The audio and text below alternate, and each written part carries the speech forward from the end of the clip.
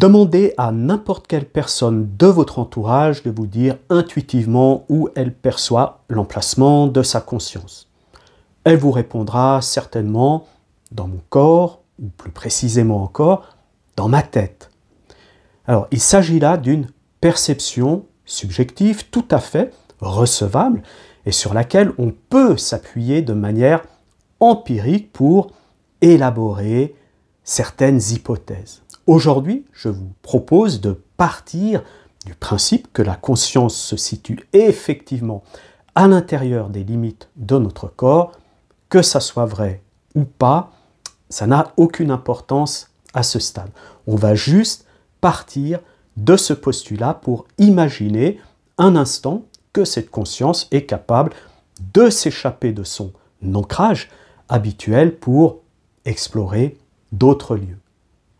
Comment fait-elle et qu'est-ce qui se passe? C'est ce que je vous propose de découvrir dans quelques instants.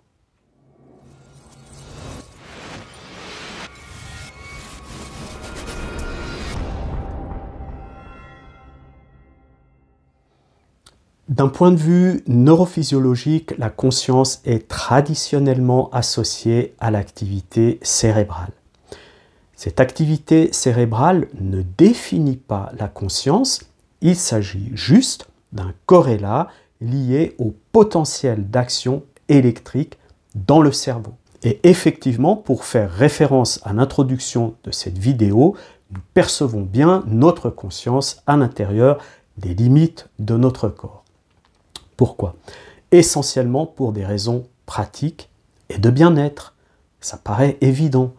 Si vous n'en êtes pas convaincu, rendez-vous dans un centre de santé mentale et demandez aux personnes qui souffrent d'un trouble dissociatif comment ça se passe pour elles lorsque leur corps est dans la cuisine en train d'éplucher des pommes de terre et puis que leur conscience est dans le placard de leur chambre à coucher ou encore aux deux endroits en même temps.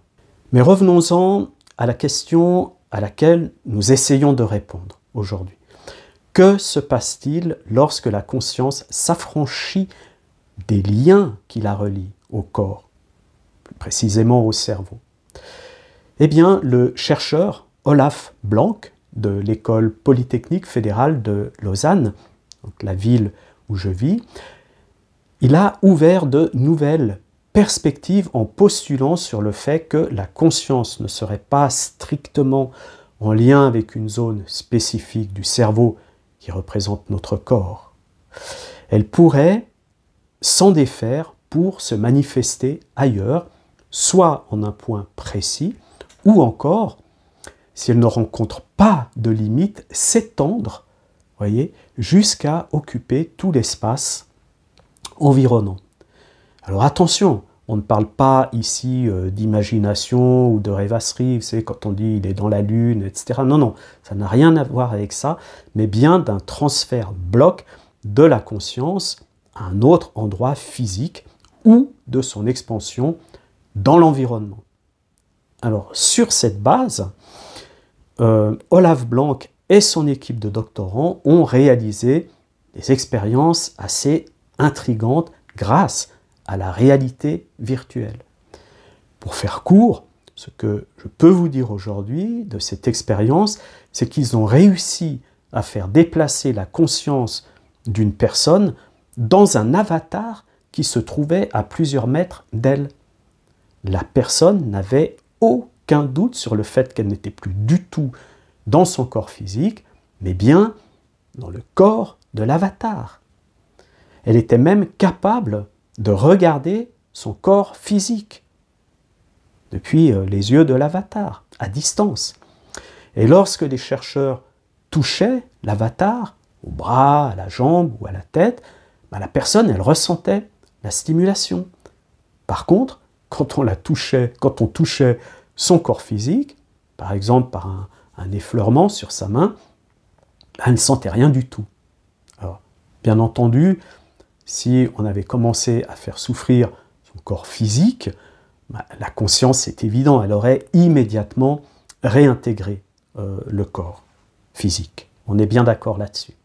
Ces chercheurs ont donc apporté la preuve que la conscience est capable de quitter son emplacement habituel pour aller se balader ailleurs ou hanter des objets quelconques. Maintenant, la question légitime que l'on peut se poser est la suivante. La conscience a-t-elle réellement quitté le corps ou est-ce une illusion? C'est ce que nous verrons dans la prochaine vidéo consacrée à ce thème, donc la deuxième partie, et elle sera publiée demain à 18 h. Sur ce, je vous souhaite une excellente journée.